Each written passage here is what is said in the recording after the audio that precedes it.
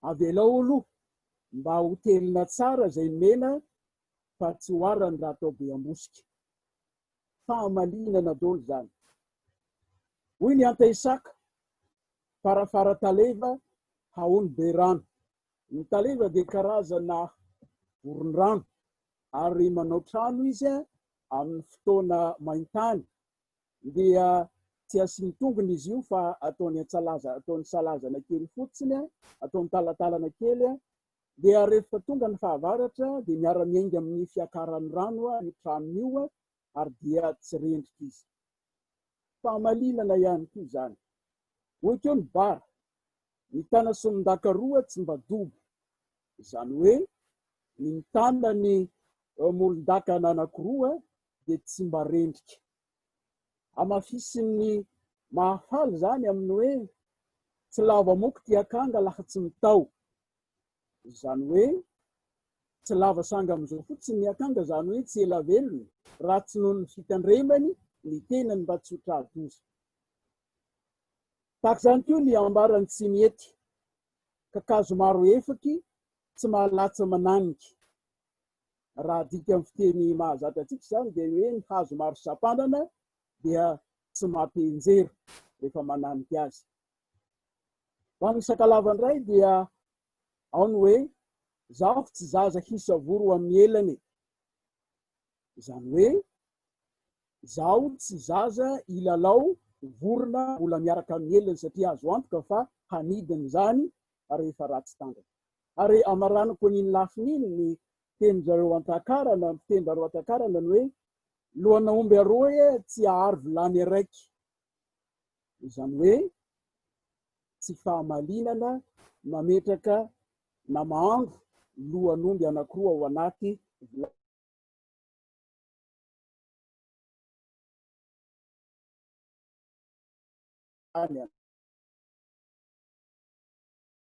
Faharoa dia ilay fananam-pahasahiana. Hoy ny Merina, aleo mandroso ho faty toy izay mivery-komay. Nanomboka tamin'ny andron-dradama voaloha 1720, 1720 dia nisy ny fananganana ny tafika mahaleo teny na ny antsoina amin'ny teny frantsa hoe armée régulière. Talohan'izany mantsy dia ny vahoaka iray manontolo nentina ny tafika rehefa mian-tafika ny mpanjaka.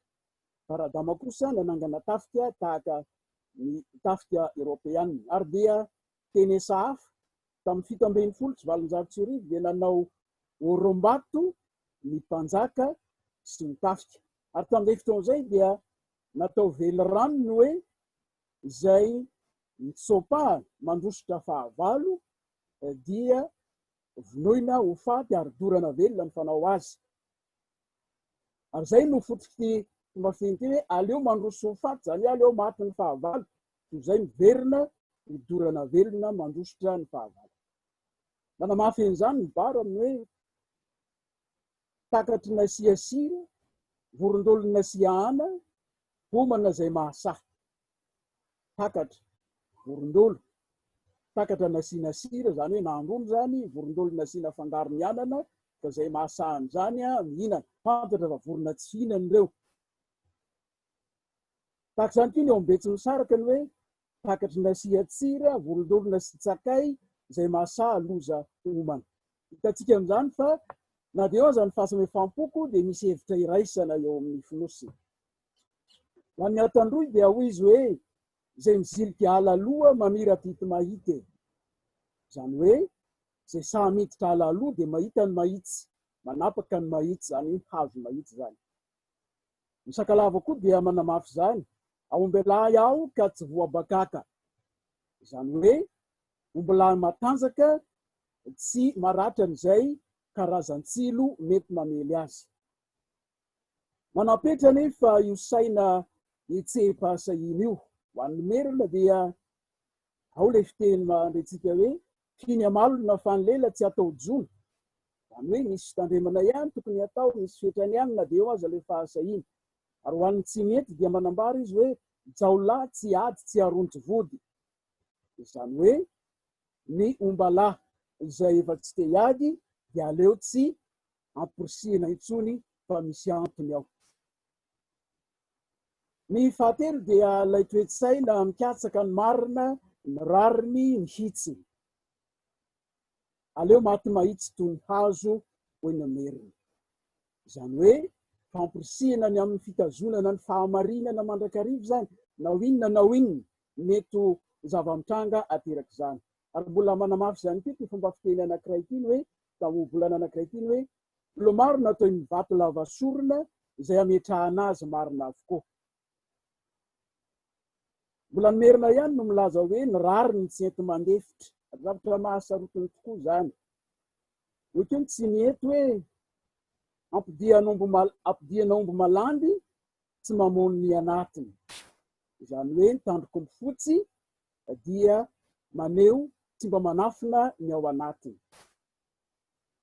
Ny an-tanosy dia manamafy an'izay, ataoko ampahabe maso fa tsy ataoko mba mahatako. Hoy ny an-tanosy, zany hoe atao amin'ny sobika makarakara fa tsy atao amin'ny sobika takona akory. Ohatry ny an-tanohy, aombalahy ny alialy mba trety fery na teo maray. Zany hoe ombalahy miala alina, miady alina, ka rehefa maraina hita ny feriny. Tsy misy zavatra aseniny zany fa tsy maintsy hita mangarahara. Ary ny betsy misaraka dia milaza hoe lambon'andrahaboly tritry ny manefa. Zany hoe ny lambo izay nangalatra ny voly ka nitehezany manefa, zany hoe voatsindro ny lefina satria ny tompon'ny voly dia tsy maintsy hiaza azy. Faevatra farany amin'ny lafiny iny dia ny hoe toe-tsaina fatra-panaiky ny zava-misy ary miezaka mizatra sy mitondra ny tenany ao anatin'izany.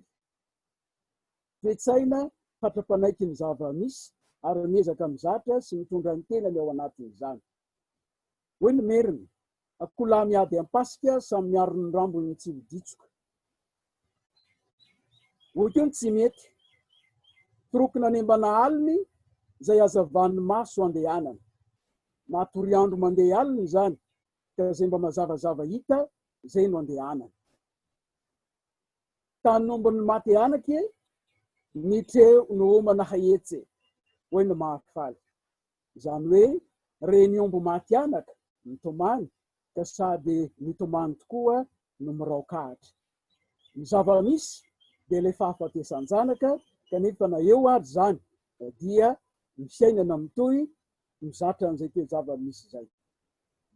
Hoy ny an-tanosy, velona amboa fahosa, velona ampasa, maty ampasa.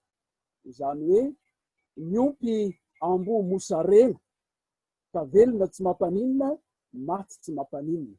Ilay hoe velona amboa mosarena eto, zany hoe ilay tompony zany no mosarena eto, ka rehefa mosarena moa na mahantratra ny tompony dia matetika tsy manan-kohanina ilay amboa ary dia velona moa tsara, maty tsy mampanina. Korodin-janahary ty troky, pisy ty soa na ho pisy ty raty. Kibo no ambara eto, ary dia ao daholo ny soa na ny ratsy. Kitapo no hevitry ny hoe koridy. Kitapon'janahary ny kibo, ary dia ny soa sy ny ratsy ao avokoa, ka dia tsy azo ialany zany fa dia izarana. Fisainana raiky tampisaka amin'ny malagasy, le hoe fatra-panaiky ny zava-misy ary miezaka mizatra sy mitondra ny tenany ao anatin'izany. Inona ny tsoakevitra raisitsika ho fatoretiretana amin'ny tapany voalohany iny? Manao ahoana ny toe-tsaintsika? Misy fanontaniana anankiroa reto, fanontaniana tsarika ny say. Sahy fa mora resy tahotra ka misalasala sy miolakolaka mandrakarivo, ary aleo manaiky ny zava-misy sy miaritra ve? Fanontaniana zay. Ary ny zavatra hita zao, tô vao marina eo amin'ny tantara-pirenentsika zany, fa tolom-panafahana tsy nahomby maro firy moa ny teto, ary fihetsemba-bahoaka very anjavony tahaky ny ahoana ihany koa. Eo amin'ny toe-pondray, voalohany dia fo moratoy, araky le fomba fiteny mahazatra hoe fo empoka. Ny fo rano mafana hoy ny merina, zany hoe mora mandroadroatra izay sika. Hoy ny betsy misaraka koa etsy an-daniny zany, eto fanohitra kely amin'izay, saona mibaby anaka tsy nihafa orory. Saona dia tsy de mpafanaony loatra zany hoe mibaby anaka zany fa mahatongotra angy zany dia noho ny mahatserovatena no orory amin'ny fahitana azy zany. Ho ihany be tsy misaraka hoe taitra ho foasana karaha akondro mahia. Ny akondro mahia zany hoe ny akondrom-bola manta de tsy misaraka moa mponina amin'ny faritra Atsinanana ary dia maro ny akondro maniry any ka raha mbola manta ny akondro ny voasana de misy feo mitsakatsaka zay izay le lazaina hoe taitra, akondro taitra, taitra foasana karaha akondro mahia. Hoy ny Antandroy efa voalaza teo ihany iny fa tsy verenako intsony. Fa ny bara indray tandro tsy ny rota fia tsy lany tany rano eto ny fienahoara azy. Tandro rovitra ka na ho lany aza ny hazan-drano any rano tsy ho lany akory na ho tahaka ny fe aza ny alehibe. Dikan'izany endrika fananarana ny olona izay mora toy ny zava-madinika io le fomba fiteny ny bara io ary heverina fa tsy de toetra mety ihany zay amin'ny fahitana azy. Toetra toe-po faharoa, toe-po be fitiavana. Ao zany aloha fitiavan-janaka izay ahafantarana mihitsy antsika malagasy. Aza maniry manananaka sao afa-jaza hoy ny merina. Azavaina kely zay hoe aza maniry manananaka zay hoe maniry manananaka dia efa be voka le renin-jaza, le renin'ny zaza zany kanefa mbola maniry ihany izy ary dia tahaka ny sanatrian'izany fanindroza no dikan'izany rehefa tena hifotorana. Ho ihany no merina, tera-daka ilevina ndringiringy vato, tera-bavika ilevina antsolabato. Somary toerana ivaiva kokoa noho ny ringiringy vato ny solabato satria ny ringiringy vato dia ilazana ny tampony tendrombohitra mamaky mihitsy fa ny solabato dia le faritra somary mbola ety ambanimbany. Ho ihany no merina manao hoe mamikely ohatra ny zanaka ary dia fomba filazantsika moa ny hoe sombon'ny aina, menaky ny aina, mariky ny fitiavan-janaka avokoa zany. Amin'izareo Antanosy dia misy an'ity fomba fiteny ity izay isarina ansaitsika manao hoe zanaka haria tsy ahitana zakoho. Io fomba fiteny io dia misy heviny anankiroa. Ny heviny anankiray dia ilazana hoe tsy misy ady hevitra intsony fa rehefa zay dia zay. Fa rehefa zohina amin'ny fomba tany kosa, ny zavatra nitranga tany Antanosy any amin'ny faritra Atsimo Atsinanananosy zany dia fanaon-drazana Antanosy tamin'ny fotoan'androny ny manary ny zaza izay mahery vitana.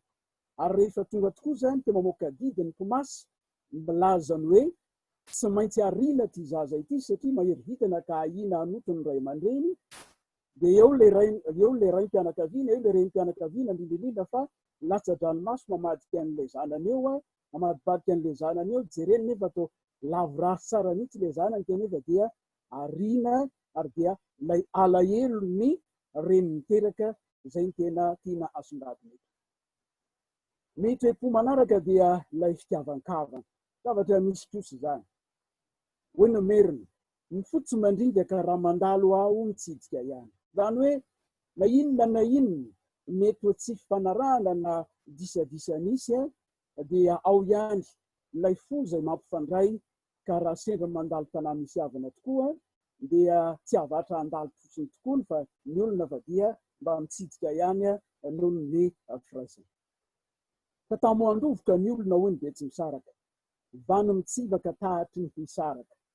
Izany hoe tatamo andrano lalina ny olona ka na misy azy ny misampana tsy misampana roa dia tsy misaraka akory fa iray fototra ihany. Io teo ny sakalava hoe zaho tsy havana kapila longo an-kanina fa havako foana. Io lay mifanaraka amin'ny fomba fiteniny aty merina hoe tsy manao havana raha misy patsy. Fa misy toetra hita ihany koa ary tsy afeniny zany fa vokatry ny fandinihan-tena, vokatry ny fandinihana ny zava-misy miainga amin'itony fomba fiteny samihafa tony ity dia ny hoe misy toe-po mihatsara lela tsy ao. Hoy ny merina, madio manatrika fa vazo miamboho. Misy toen'izy hoe tahaka ny ravin-tsevy. Ny hoe vasina dia maloto ny heviny. Raha mijery ny ravin-tsevy sika, ny ety amin'ny tapony manatrika ny maso dia madio malandilandy fa rehefa avadika kosa ny ravitseva dia misy volombolony marokoroko, iny zany le tahaka ny loto izay ambara eto hoe vazina na maloto zany.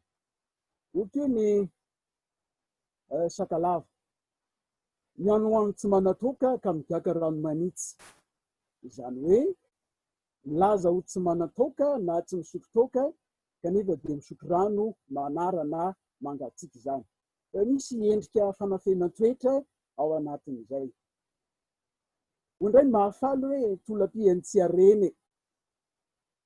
Ity le tsy areny ity dia fanjony no asa fivelomany tany amin'ny faritra mahafaly tany, ary izy dia mahay manjony tokoa ka rehefa mahazo trondro izy tonga eo amorona eo dia maro ny olona manatona azy ary dia mangata trondro aminy, dia miteny foana tsy areny hoe manao hoe omeko nareo fa mahandrasa, omeko nareo fa mahandrasa. Kanjo rehefa vita tokoa izay ataony eo tsy manome akory izy fa dia lasa mandeha fotsiny dia manjonjona fotsiny ireo mangataka aminy. Hoy ny Antandroy, aza manao solika omby lahy, madio manan-keritso ny ambany roa.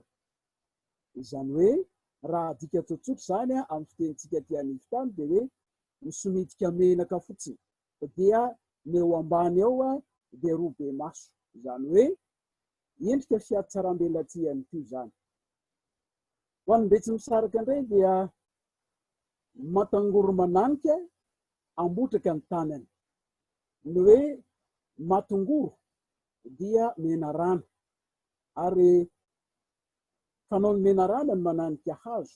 Fantatsika fa ny mena rana dia bibilava tsy mba mana-tanana, kanefa eto dia voalaza eto hoe votraka moa zany dia kibo, ambotraka ny tanany, izany hoe tahaka ny manafina ny tanany izy ao ambany eo, iny zany mety miakatra, zay ny fahitana azy.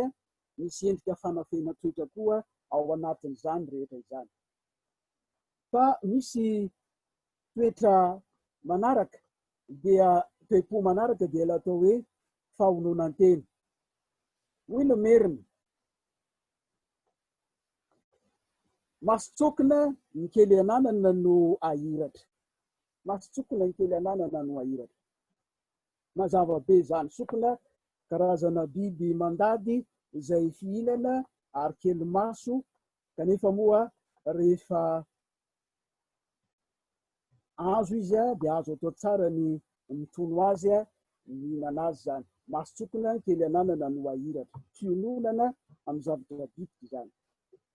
Hoy ny mahafaly, kitrano manao kely taty madiny kaiky, izany hoe aleo manao na dia kely azy toy izay hiandro ny vitan'ny olona dia manjenjena fotsiny eo. Ny betsy misaraka dia malaza hoe bakilo ny ady horaka ny azo indao, ny hoe oraka eto dia milaza ny tanimbary, ka raha izany no edina ny tanimbary tsy miala fa eo ihany fa ny ratra no entina mody, dia aleo mionona izany ny dikan'izany. Hoy indray ny Antanosy, masoome kely tsy mototsy. Ny dikan'izany dia hoe na omena kely aza dia aleo tsy tesitra fa iny zany no anjara, iny no sahaza. Ary ny tsy mety dia milaza hoe aody andro nahazopilao tamloha ny avelomana, izany hoe nanaody andro dia mba nahazo izay azo dia iny no miantoka ny fahavelomana. Mariky ny fiononana amin'ny zava-bitika ananany zany, ho ihany sika merina ty avoantany hoe trotro-ranona koa ny kely azo iandrandrana ny lanitra. Inona hoe tsoakevitra azosika raisina amin'izay fizarana faharoa zay. Manao ahoana io toe-potsika io? Fanontaniana manitikitika ny sainy reto dia ny hoe ty fampanao folentika sa mora havanina fa miroa teny. Fanontaniana hafa koa dia ny hoe firofiry teo amin'ny tantara Madagasikara moa ny sahirana tamin'ny fomba malagasy misalobina ao anaty lambany, moraina tsy azo namana. Mampieritreritry zany tompoko. Fizarana fahatelo farany ry havako. Toe-panahy voalohany dia ny hoe toe-panahy paka elanelany.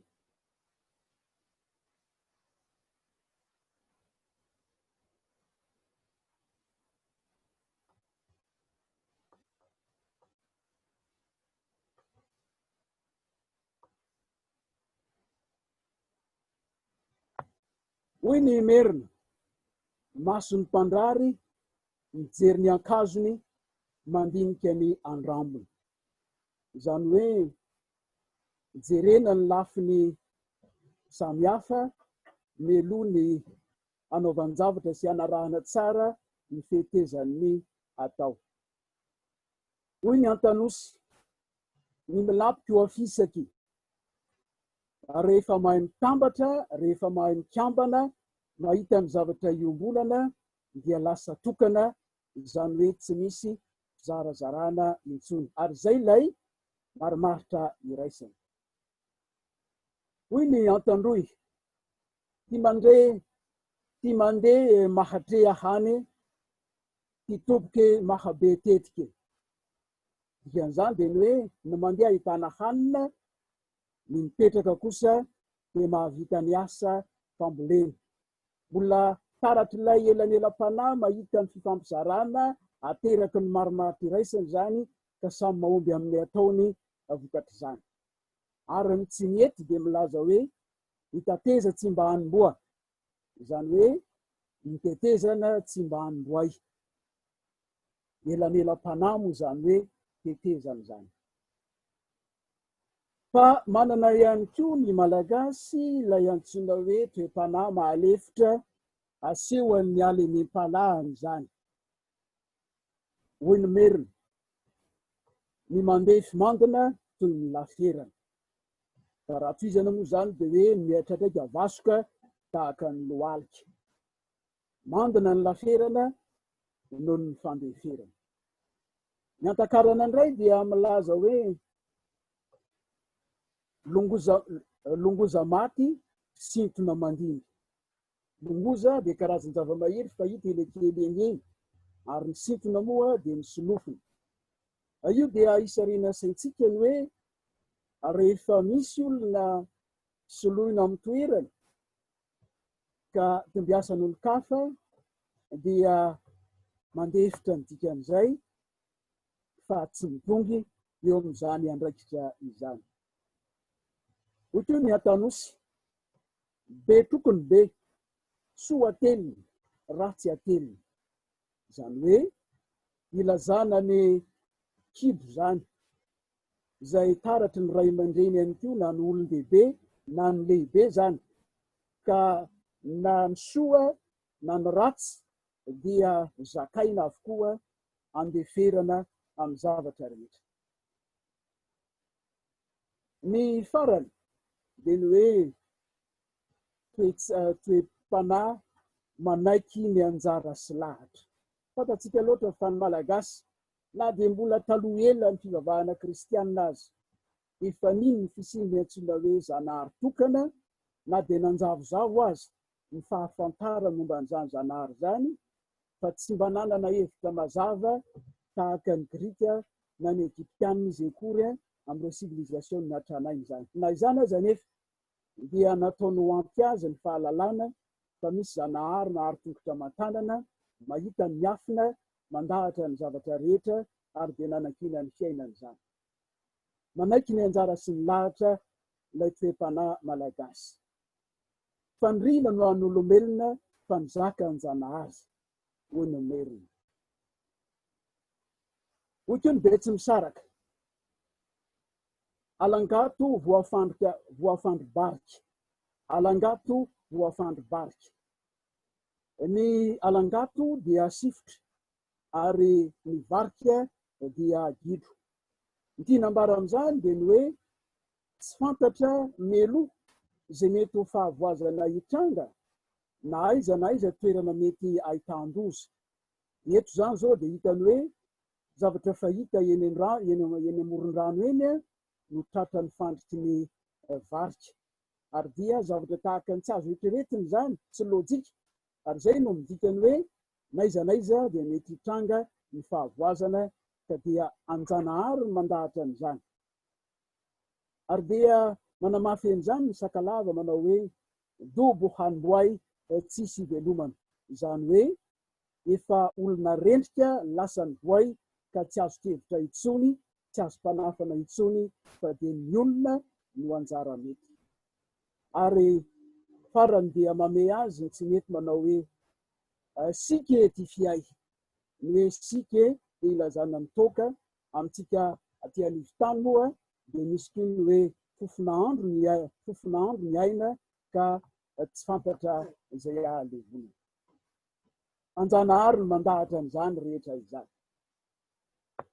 So-kevitra farany ary, manao ahoana ary fitre-panahintsika ity? Mpanara-drian-drano hatrany ve isika satria malemy fanahy mandady rariny? Ohatra maro eo amin'ny tantaran'ny nosy no mampiseho ny vokatry ny hoe Andriamanitra tsy andry ny hafa androko ihany. Mamara ansika tompoko. Voankazo indray mioty ihany no azo ilazana ireo lafin-kevitra samihafa ny voasana teto. Tsy narano atonjinga natao ahampoka nefa fa ny akararana tsy mahafapo. Tsy ny tantely antohatra ampiahenika fa ny amboatavy kely tsy mahafadina. Tsy ny ronono antsiny natao ampianoka fa ny antavoara tsy mahafaketaeta. Savando amin'ny fiarahantsika mandini-tena tompoko. Soava tsara, misaotra tompoko naharitra iaino hatramin'ny farany.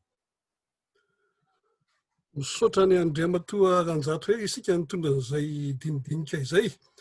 Pikabary moa isika be fanetretena fa dia nitondra antsika ny tety amin'ny Madagasikara izy a. Dia teo ampitetezana Madagasikara izay dia nahitana fa maro ny toetra hitambarantsika. Foko 8 na mihoatra an'izany aza. Dia misaotra Andriamatoa Ranjato hoe ry nanome karazana ohabolana, misaotra nanome ny dikany fa indrindrindrindra nafahana ihany koa ny dinika nataonao nanakatra ny votoatiny. Koa dia ankasitrahany indrindra nafinaritra ary nitondra fahalalana betsaka ny dinika natao androany eto nareo mirahalahy. Tonga amin'ny fotoana metrahana ny raha ohatra ka misy ny fanontaniana teraka, izany ny fomba fiteny azy, ka misy fanontaniana teraka dia izao no tokony anontaniana ireto mpisoronafo reto izay zavatra mbola tsy mazava na zavatra tokony mbola ampiana tsy avontsika teo. Koa dia angamba ny fanontaniana 5 voalohany no raisina dia omena ho valiany izy mirahalahy dia mitohy manaraka hatrany ny hafa. Ka dia omena anareo izany ny teny raha ohatra misy angataka fanontaniana dia tsindrio ilay ary ambany ry misy ohatra hoe réaction dia rehefa tsindrinareo dia afaka iny izy hita eo na le converser marimarina koa zay.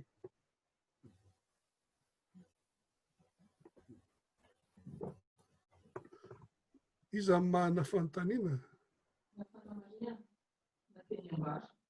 dia angaviana mba tsy ho lava loatra tompoko satria maro no ta hiresaka.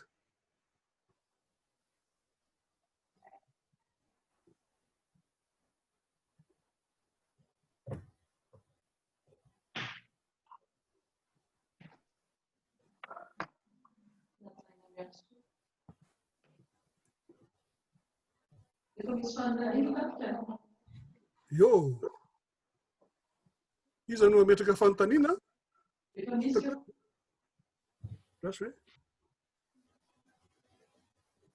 Raha misy ametraka fanontaniana dia sokafy ny micro, afaka miteny ianao.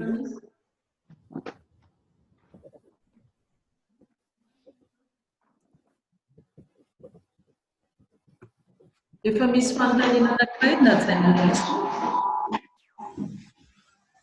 Izany. Aiza misy ny toeran'ny filozofia eo amin'ny malagasy, izay ny fanontaniana tazako ato izao dia aleo mena ny zokinala io fisy efa mpianatra filozofia raha teo.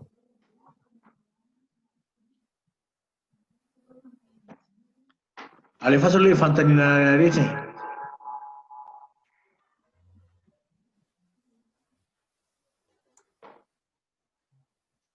Hoy ilay fanontaniana dia fanontaniana manaraka tompoko.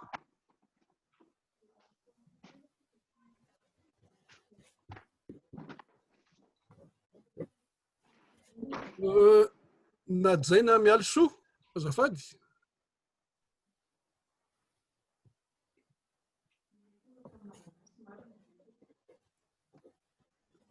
sokafo ny micro-onao azafady najaina miaroso iva io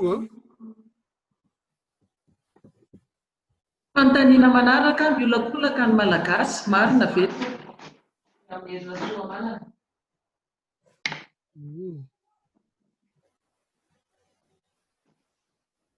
fanontaniana manaraka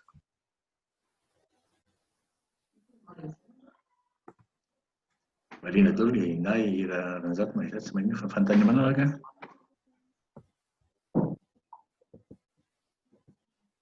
izany mivadsika va izy Fanontaniana manaraka toetran'olom-baitsika avy aiza ireo.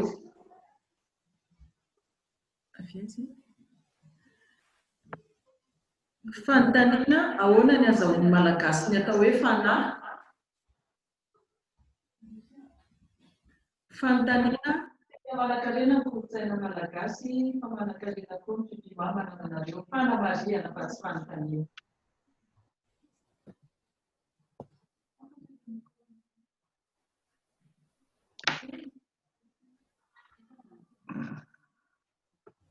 Alefa aloha le valiteny amin'izay na le hoe ka izy tsika rano andeha voalohany le filozofia sy mpampianatra filozofia koa dia alefa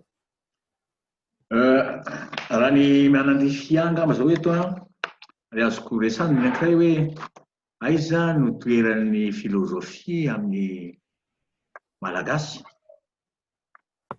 malalaka be le fanontaniana satria tsy maintsy voatery mamaritra ny antsoina hoe filozofia tsika hoe inona ny tediavinao inona ny antsoina hoe filozofia fikatsaham-pahendrena ve fitiavana fahendrena ve sa koa amin'ny lafiny anankiray hoe ny lalan-tsaina na ny fomba fisainana koa ve ny filozofia malagasy zay ngamba ny fanontaniana amin'izay hoe aiza ny toeran'ny malagasy ka le voalazany famelabelan-kevitra nataony ranjato teo ranjato hery teo tarafina ao anatin'ireny obolana ireny ny fomba fisainan'ny malagasy ary zay fomba fisainana zay le resaka filozofia iny azoko amaliana azy satria fanontaniana ny anankiray moa iry ajajafy dia nanoratra boky manokana mihitsy hoe ny filozofia malagasy ary tsy rajajafy fotsiny ihany fa ireo mpandalina filozofia afaka mitanisa an'izany na ry Vanoni Fulgence na izy le mpampianatra tany Toliara ireny tsaroko ny anazy tsy mbola saiko fa nahavita mihitsy izy amin'ireny hoe ny filozofia ny azany namaliko an'io amin'ny lafiny io dia ny hoe ireo le avy amin'ny tarafina avy amin'ireny obolana ny nataony ranjato ireny na tarafina ihany koa avy amin'ny angano reny lovantsaina reny no filozofia malagasy zany hoe ny fomba fahitany ny tontolo zay ngamba ny ataontsika hoe amaliko an'io ranjato zay ranjato ny amaliko an'io no fa toizako ve sa to tsy mandeha ny an'ny ranjato dia toizako zany ato koa miresaka lahatra sy anjara tefa aiza misy amin'ny fanontaniany ho an'ny ranjato tsy mitsokatra ny micro anao fa avy hatrany dia valiko ihany koa eto zany ya zay vao misokatra efa misokatra tenena renao aloha ary eny ary faharoa fanontaniana manaraka dia miolakolaka ny malagasy marina ve zany voalazanao tena miolakolaka mihitsy ny malagasy ary anisan'ny toetra izay ahafantarana ny malagasy ilay hoe toetra miolakolaka io misy fomba fiteny na ohabolana fahendreto tomerina manao hoe tsy mety ny manitsinitsy tahaka ny fandraka izany na zany aza nefa dia tsy tetena hoe voatery hoe toetra ratsy foana akory lay fiolakolaha fa mety ho fomba fandaminan-javatra ihany zany na fandaminana toe-po ihany zany fa indraindray aloha dia hita mihitsy ny voka-dratsy aterany marina io voalaza io fa dia anjarantsika ny mitondra ny tenantsika mifanaraka amin'izay matetika azy kely angamba ranjato Ah, raha sitraka ao a dia toizako kely mikasy hoe miolakolaky iny zany Pastor. amin'ny lafiny anankiray a ny tantaratra na dia ao anatin'ny tenintsika aza na ny teny frantsay ohatra koa sady mikasika ny filozofia koa moa zany amin'ny lafiny anankiray ny toetsaina frantsay avy amin'ny teniny a dia le hoe toetsaina cartésianina zany hoe miainga avy amin'ny saina natelo hoe raison ary ny teny malagasy kosa indray a dia miainga amin'ny fo ka toetsaina samihafa ireo raha mampitasika ny tonokalon-draha be avelo moa le manao hoe raha ny ohatra ny tononkalo hoe lamby izy dia hoe ny amin'ny teny ny miteny amin'ny teny frantsay aho ozy izy a amin'ny teny frantsay hoe lamba zany satria raha ny teny hoe dans cette langue que j'ai choisi pour préserver mon nom de l'oubli raha be avelo mikasika ny lamba dans cette langue qui parle au cœur alors que la nôtre parle dans cette langue qui parle à l'esprit alors que la nôtre parle au cœur ka tsy dia hoe miolakolaka akory ny malagasy fa raha ao anatin'ny kabary ary tsy ny malagasy ihany fa mety ny afrikana ihany koa ny azy tsy mivantana makany amin'ny saina ny azy a dia azonany fo aloha azona fo ka rehefa ohatra ka azony fo zay ny mahatonga ny fialantsiny zava-be reny mamiafara hoe zay ary no ela tompoko lasy tompoko ary dia alefan'izay nevy tsy miolakolaka akory zay fa fakana ny fo zay ny nampika an'iny ranjato azy no toizana amin'ny hafa indray zany Fantaniana manaraka dia ny hoe toetran'olovatsika avy aiza ireo. Raha ny fandiniana ataoko aloha amin'ny lafin'ny tantara moa no azona manazava an'izany a dia tena azo heverina hoe tarazo avy amin'ny razam-bentsika mihitsy a ireo. Isika tsy inona tsy hoe nitsotsorika avy any amin'ny lanitra na nitrebona avy amin'ny tany fa nanapaka ny tsirina ka dia mandova ny toetra aman-tarazon'ireo razam-besika tahaka ny toe-batana ihany koa zany tahaka ny zavatra rehetra mamaritra ny maha isika antsika ankoatran'ilay toetra fototra zany na ny antsoina amin'ny teny frantsay hoe caractère atavique ary dia azo ampilarina amin'izany a ireo zavatra ireo tsy voatery hoe mijanona amin'ireo nefa satria ny Ntaolo nanana ny fiainany fa isika koa efa nanana ny lasitra misy ankehitriny a efa mihitsy miova misy ny efa navela mihitsy a misy a ny zavatra vaovao zay tsy maintsy hitondrantsika ny tenantsika ary ireo taranaka ho avy koa dia mbola andimby ny zavatra avy amintsika zany. Ny manaraka an'izay dia hoe aiza ahoana ny toeran'ny fanahy ino no ataon'ny malagasy hoe fanahy mbola namafy koa moa nalina anampy arak'izay mamety azy eo a fa ny zavatra roa na telo mba resahako dia izao hevitra malalaka moa no azo andikanany hoe fanahy andraisan'ny malagasy hoe fanahy misy hevitra maro samihafa izy io. Misy ilay atao hoe fanahy ento mitondra tena ary io le tena zavatra resahana tamin'ity famelabelara-kevitra ity ilay fanahy ilay fitaovana entina mitondra tena entina miahan-tena fa tsy ilay fanahy tsy manam-pahafatesana akory na ilay fanahy na kery ao anatin'ny zavatra anankiray ka io ilay fanahy fitaovana entina mitondra tena io a io le tena resahana eto a ary zay no mahatonga ny hoe sarotra ny mandika nytony teny tony a amin'ny fiteny vahiny. Ny manaraka an'izay dia hoe inona ny mahasamihafa ny toe-po sy ny toe-panahy. Ny toe-po dia araka ny voalaza teo a dia ilay toe-pontsika mihitsy amin'ny maha toe-po azy a ilay mampiavaka antsika eo amin'ny fironan'ny fo zany amin'ilay fihetsem-po ao anatintsika fa ny toe-panahy dia ilay fomba hitondrantsika ny tenantsika eo anatrehany toe-javatra misy manodidina antsika. Fomba Rajarizafy moa voatonona teo Andohanitra Badoa Rajarizafy dia namaritra mazava tsara ao amin'ny bokiny anankiray ny hoe ohabolana malagasy fa ny ironan'ny malagasy dia izay ironan'ny fony, izay ironan'ny hazo no hidaboany hoy Rajarizafy ary dia tahaka izany malagasy izay ironan'ny fony no maharevo azy ary dia ao koa ny fanahany mandanjalanja avy amin'izany. asa raha nampinaly fa misy fanontaniana maromaro. Misaotra Ranjato fa dia voalazan'olona dia manalanja eto hoe miresaka amin'ny Ramatoafoloha. Maro dia maro ireo fanontaniana anjara, lahatra, toy ny isy karazany ireo angamba hanokanantsika fotoana manokana mihitsy fa tsy voavaly ndray ny ela treto ilay izy. Fa mitaka izany koa ny tody sy mitaka izany. Fa mbola iverenako kely ilay mikasika ny fanahy. Raha misy teny malagasy tena manan-karena mihitsy dia iteny hoe fanahy io. Ny professeur Rajona Arvelo, mpampianatra filozofia tao amin'ny Rabearvelo, ary avoaka amin'ny boky navoaka ny ery amin'ny lettre tamin'izay dia nahita dikany 2 izy. Fanahy. Ny tenako dia nasoratra tononkalo tono lohateny hoe fanahy 12 no ataoko izany hoe andalana 12 ka ao anatin'ny andalana tsirairay avy dia misy heviny daholo. Resaka fa manokana fa ny tiako tenenina zany zao jereo tsara fa dimy fotsiny meko anareo arak'izany. Eto zao dia ito mifanontaniana amin'azy hoe fanahy, maha-olona sy namana. Fanahy anankiray dia mety hoe toetra.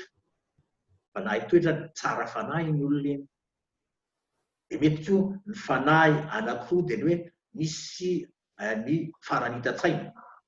Zay tsy azoko amin'ny hery alaiko amin'ny fanahy. Io andrenako ny merina. Dia misy ity hoe le maha-izy azy mihitsy valala voatango ka very fanahy mbola velona. Rehefa voatango ny valala, inona tsoa ny mahavalala azy satria tsy afaka mitsipika izy. Izany hoe le maha-izy azy zany aza mampito vary dia volana ka maka fanahy ny akoho. Mieritseritsika hoe ny akoho hoe manana fanahy ve ny akoho. Hitanareo amin'izany fa tsy ilay fanahy le maha-olona fa raha tentsika hoe ny fanahy ny olona dia izany hoe le fanahy maha-olona zany dia le fanahy henatra, le fanahy manana safidy hiavahany amin'ny biby. Ary izay olona ratsy toetra natao hoe fanahy ny biby. Ka hoentsika hoe 12 no hitako. Ary azo anaovana manokana amin'izay fa angamba tsy afaka mivalapatra eto tsika Ranjato nefa dia misaotra indrindra ny amin'le fanontaniana io fa tena mampiseho ny fahaliananareo izay. Misaotra tompo. Dia ny fanontaniana manaraka koa hoe le momba n'le mitody dia mieritreritra aminao analy amin'le hoe azo ifampizarana fotoana manaraka zany le momba n'le tsy misy mitody. Tika teny moa no anontanian'ilay naman'ito hoe ino anaovantsika anazy amin'ny teny frantsay ka le voalaza teo voalaza efa voatsidika ihany fa manan-karena hevitra teny tahaka an'itony satria raha mandray azy zao mitsiny dia misy heviny anankiray zay hoe klemy handicap zany izy amin'izay fotoan'izay. Ohatra ny hoe tsara taretem-takorona voatony ray ny tsininy. Handicap izy amin'izay fotoan'izay tsy fahalavorariana hita vatana. Azafady, ohatra koa zany zao hoe zaza tsy mana-tsiny. Andraikitra indray zany amin'izay ny tsiny. Andraikitra indray izy amin'izay. Le tsiny keo nefa dia fahadisoana. Fahadisoana toron-dray izy amin'izay fotoan'izay raha amin'ny teny frantsay. Ka manan-karena dia manan-karena io hevitra io. Zaho manokana any mikabary zany dia tsy mba mandikana izy io amin'ny teny frantsay fa dia ataoko amin'ny teny malagasy izy tsy misy mitody dia avy eo reny anaovana fanazavana mba azon'ny mpanatrika azy. Ary eo no mampiavaka antsika malagasy satria ny tenintsika malagasy dia misy hevitra maro sofina amin'ny teny frantsay polysémie. Polysémie teny ka tena be dia be ny an'io ary marina mihitsy angamba izay hoe resaka manokana mihitsy andalianantsika mpikabary tsy teniteny foana fa ny teny anankiray amin'ny sehakevitra anankiray mety heviny zany. Eto misy fanontaniana, eto ny teny amiko Ramatoafoloha eto misy vary mangatsiaka ozy tsy voavady tsy nareo taloha le mikasika hoe tomboko lahy sy tomboko vavy. Asiko resaka kely fotsiny angamba aloha iny ny tomboko lahy sy tomboko vavy zany tena fitenin'ny malagasy hatramin'izay mihitsy io izany hoe manome aja sy lanja ny vehivavy satria ny lehibe no amin'ny antanatohatra ny tenenina ao aoriana. araka ny ohatra ny tenentsika teto moa zany zao raha miaraka ny hoe akoho amam-borona fa tsy vorona amina akoho ohatra hoe taka zany le izy a fa noho zany ny tomboko lahy sy tomboko vavy le tomboko vavy sy tomboko lahy fandikana am'le hoe mesdames zay messieurs fa raha mandeha makany ambanivohitra any ianao ka raha miteny hoe tomboko vavy sy tomboko lahy taitra ihany le olona hoe ahoana ary zany fivamadian-kevitra zany fa dia zay le fitinina le izy zany anao randato anampy kely zay naly ty anampy kely am'le izy satria verimberina moa izy io ary misy nangataka mihitsy manamafy n'le teny zokonaly teo le hoe lehibe fanaja iny no voatonona farany iny ary io manamafy n'ilay fomba fitenitsika hoe vodiena tsy miaingy aloha vodiena tsy miaingy aloha ary izay hevitra zay misy hevi-dalina mihitsy ao anatin'le izy ialako tsiny aloha raha ohatra ka somary mitenikely an'izy ity reto misy fomba fiteny votifahatra ilazana ny ray aman-dreny zany votifahatra votitronga ilazana lay fotokazo efa tsy misy rantsana tsony zany fa efa nifaka ny sisa ary misy le fomba fiteny hoe tenada tsy mikibo ilazana ny cousin zany fa misy nantsina hoe penada na prala na pravavy tsy vaky tonga zany hoe tsy iraireny izy fa irairay zany hoe misy fototra izay ifaharany ary de ray tarika am'izay le hoe vodiena izay ilazana ihany koa an'ilay resahanaly teo le hoe akomamorona tahaka ny hoe tany amamonina tany de le toerana hipetrahany zany votonina aloha fa le monina dia ilazanany hoe le mpiaramonina le olombelona zay mendanja manokana vato aman-kazo ilazanany vato de le fanaovam-pasany lavitra zany fa ny hazo de ilay fanaovan-trano ilay akaiky ny teny reny zany de entina milaza ny hoe fanomezana lanja le zavatra voatonina farany vola aman-karena ny vola voatonina voalohany fa ny arena lay akaiky hitamaso ny zanaka arena ny trano arena ny tany arena sy ny sisa sy ny sisa ray aman-dreny fa tsy reny aman-dray ady aman-janaka manana fantaniana Andriamatoa Daniel Mazambe efa tena maro be reto fanontaniany reto re olona eto ary izy teo sakafo kely ka tsy nany hoe fanontaniana hoe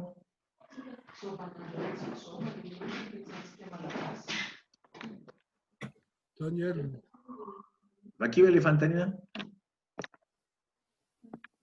eto hoe zao vaninandro iainantsika zao hita fa malemy loatra ny toetsatsika fomba fisaina malagasy fanetretena fandarana fivavahana diso tafotra eo fihetsarambelatsy miolakolaka loatra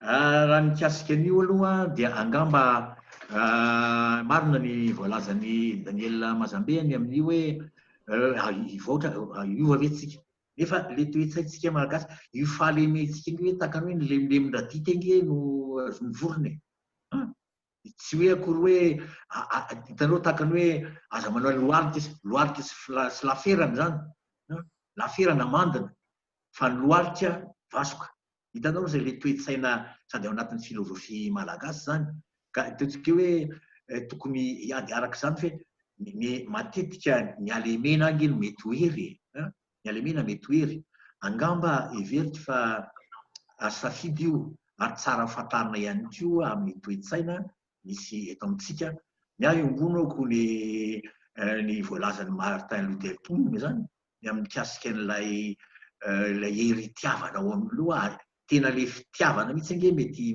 tanjaka nefa tsy diso akory ny voalazanao ry Daniel Mazambe koa misy fantaniana manaraka hoe inona ny tsara sy ny ratsy Charles Ramamo zany hoe hoe fanahin'ny malagasy tsapa sita hoe zao hoe azo ataony manetitra hoe mijery hoe inona ny tsara sy ny raty azo tazomina amin'izao vanim-potoana zao ve nisa afaka manova toetra. Raha vao resaka tsara sy raty sika dia misy fitsarana ara-tsanty io, misy resaka amin'ilay atao hoe système de valeur. Ka raha mitsara ara-tsanty zao ianao miteny hoe raha zay izy zao no ataoko fangahinao izy. Samy manana ny maizy azy ianao ary le hoe ny tsara sy ny ratsy raha mbola miverina ihany ahako amin'ity le hoe hevitra maro sofina ananany teny. Ny dikany hoe tsara gne mety misy hevitra anankitelo hoe mety tsiro zay tsara zany sakafo zany, mety toetra zay tsara fanahy ny olona iny, na mety toetra na fanahy zay na mety koa zany zao resaka kanto zay tena tsara soa zany. Ka io no manahirana mamaly avy hatrany vantana anareo amin'ilay fanontaniana isan-karazany satria raha vao teny anankiray manjary misy lavabe ny amaliana azy ka dia ity moa zany takalo izy ity ary azontsika atao eo amin'ny sehatra misy maro samihafa resantsika. Anao Ranjato aloha raha ohatra ka mety manana anampy ianao. Ya, fanampin'izay toen'ny famaliana ny fanontaniana dia hoe azo raisina ho fahendrena ve ireo le toetra na le sasatsasany ananan'ny malagasy ireo le hoe miolakolaka, tsy mivantana. Raha ny fandinihako azy dia tsotra dia tsotra ny fomba amaliko azy ny hoe isika mety tsy mahatsapany izay toetratsika izay fa ny olona mifanerasera amintsika ny mahafantana izay toetratsika izay. Kanefa zao moa zany dia verina fa efa mba misy an'izay taridalana izay mety azotsika mandinika ny tenatsika ka raha tsapatsika tokoa eo amin'ny fomba hifandraisantsika amin'ny fiarahamonina andavanandro fa misy izay zavatra izay dia za tsy teny hoe tsara zany na ratsy fa araka le voalaza tao Androany dia azo atao ny mitondra ny tenatsika mifanaraka amin'izay hoe inona ny ilaitsika, inona ny zavatra tadiavintsika, ahoana ny fomba mpandroso antsika dia tokony hoaintsika hatrany ny mampiasa n'izay le toetra tsika izay amin'ny toe-javatra milan'izay satria dia tsy voatery ho toetra ratsy izy le miolakolaka ilay tsy mivantana. Mety misy aton-javatra tena ilana an'izany fa mety misy koa toe-javatra izay mety mahatonga an'izany ho mamoehitra ka anjarantsika ny mandanjalanja ary izay ny ilanan'le hoe fanahy mahay mandanjalanja ny atao fa tsy isaky ny mandeha tsika dia miolakolaka foana dia lasa nahirana izay, na isaky ny mandeha tsika dia mivantambatana foana dia lasa manahirana izay fa izay le elanelam-panahy amin'ny malagasy mahay mandanjalanja ny zavatra ataony. Dia notoen'izay Ranjato alohan'ny amalinao manaraka io tanisa moa teo ny bokin'ny Rajarzafy fa ny boky Rajarzafy hoe anitra nentin-drazana no ahitantsika an'izay ary ao anatin'izay araka ny fahitako azy ny lanjo io dia le tena fanajana raha vao miresaka hoe fihavanantsika dia anankitelo ny fototro irenana io Rajarzafy. Ao ny antahanta, ny fifanomezana ary eo ny fanajana. Ny antsoina hoe fanajana anankiroa efa. Ny anankiray fipetrahana eo amin'ny anjara toerana misy ny tena sy ny anjara asan'ny tena na fametrahana ny olona eo amin'ny toerana misy ny anjara toerany sy ny anjara asany. Zay ny antsoina hoe fanajana. Mpampianatra zao ny anjara toerako mampianatra, ny anjara asako dia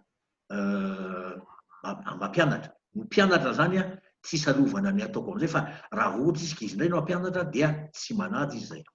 Ka izay fanajana fametrahana ny olona amin'ny anjarany toerana izay tsy andratra ary zay no ohatrany hoe miolakolaka izy zany zao io ilay fanjoy tamin'ilay voalaza tamin'ny famelabelaran-kevitra nataoko tao hoe andrandrano sy ny namany ireny.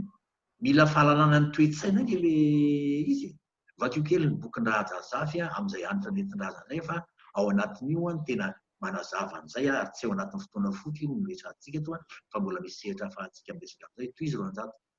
Anamafisako an'izay naly dia hita taratra eo amin'ny jeografian'ny Madagasikara mihitsy ho toetran'ny malagasy miolakolaka io.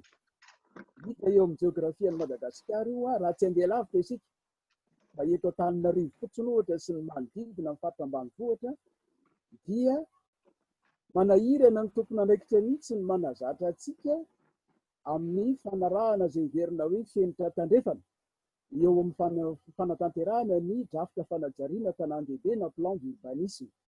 Mety ho lesoko aloha zany eo amin'ny toetratsika kanefa zava-misy zay. Inona no tiako ambara? Raha mijeritsika dia reny elakelan-trano samihafa reny dia tandindron'ilay toetratsika miolakolaka io. Le manao indraindray miodinatsy miodina roa, indraindray manao hitsin-dalana. Reny lalan-kely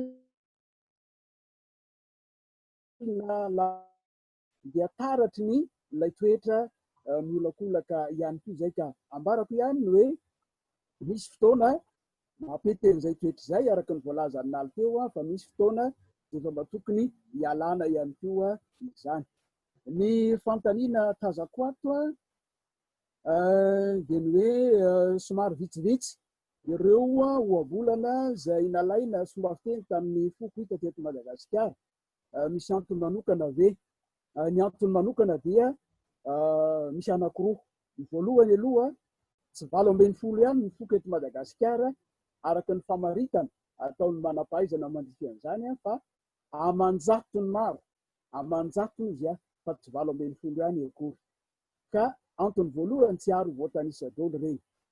Ny faharoa manarakaraka amin'izay dia izao, raha namarika isika dia nitetezina ihany ny fiteny samihafa teto Madagasikara, ny avaratra, ny andrefana, ny atsinanana, ny atsimo ary ny afovoantany. Raha mifandaniana ny teny malagasy amin'ireo endriky ny teny malagasy anisamparitra amin'ny fiteny dia fiteny miray faka ireo ary tsy misy fandraisana akory teto hoe fomba fiteny vezo na fomba fiteny inona izy fomba fiteny an-tambahoaka na tataka izany fa misy fiteny an-tanosy teo zay tsy mifakaiza amin'izany ary ny fiteny sakalava tsy mifakaiza amin'ireny fiteny hafa amin'ny ilany andrefan'iny ka miraidraisina kely tahaka izay daholo izy fa tsy ary ho voatanisa daholo akory ny fotoanantsika voafetra. Ya, misaotra, misy fantaniana ranjato avy amin'ny raha voangy ary malala. Hoy zokinalo izy tanatin'ny fizarana nataonao dia tsikaritra fa makandiha ny teny amin'ny baiboly mety misy torohevitra hoe azonao omena mpikabary raha mampiasa misoratra masina tsy atorana teraka loko na finoana na katolika ve ireny. Ny voalohany aloha matoa zany nampiasa an'ilay teny hoe ohatra hoe kaisara na sezara, joanina na jauna, batemy na batisa dia satria ny ezahako eto zany miresaka amintsika manana finoana samihafa sika raha vao miteny zao dia rehetrany dia ao antsika hoe ao anomoany ao amin'ny teny amin'ny baiboly. Dia izay no mampatonga iteny zany. Misaotra an'Andriamanitra ankehitriny fa misy ny dikateny iombonana ary ny ombonana zao amin'izao fotoana izao dia ny tompo. Ireo fa ny tompo zany zao fiarahana amin'ny teny zany zao hoe ny tompo ary maromaro zany ary angamba efa hitantsika amin'ireny ilay fivavahana resam-ponomeny zany. Ka ny vahaolana eto anatin'ity mety hitranga tokoa ohatra eo amin'ny kabary ianao dia ialanao tsy mialoha hoe izay teneniko eto moa zany amin'ny fiteny amin'ny finoana samihafa izy kanefa amin'ny firaisaponona zany fa samy manao izay andraisany avy daholo zany ilay izy tsy voatery atao an-drata hoe zany ake nahafahantsika manao fialan-tsiny ary mety misy ao anatin'ilay kabary fotsiny dia efa mety misy andrandrano dia efa hitantsika hoe manaona ny toetrain'ireto olona reto hita taratra amin'ilay fisehony amin'ny fihetsiny amin'ny fitsikiny taka zany ange le izy. Zay no amaliko an'io fanontaniana io fa dia mitombina tokoa zany ireo dia zay araka tenao maromaro any reto fanontaniana reto ary tsy ho tapitra reto ny fotoana fa misy fanontaniana tenalo hoe azo atao ve ny mahazo rakitsoratra amin'ny zavatra nataontsika androany. Ny aminaly aloha raha ny fahitako azy dia ny fa vonona ihany ny rakitsoratra fa ny azy zany tsy maintsy mbola nosoratana tahaka an'ilay teo miaraka amin'ny bibliografia na ny boky nakahakevitra zany ho atao anatin'ilay izy eo ka dia ngamba mba miandry kely sika menakavy amin'izay zavatra izay fa tsy maintsy mbola nosoratana ny zavatra teo satria tsy ho iny zavatra natao teo iny akory no vomenantsika fa tsy maintsy ho zavatra mba mirindra teo.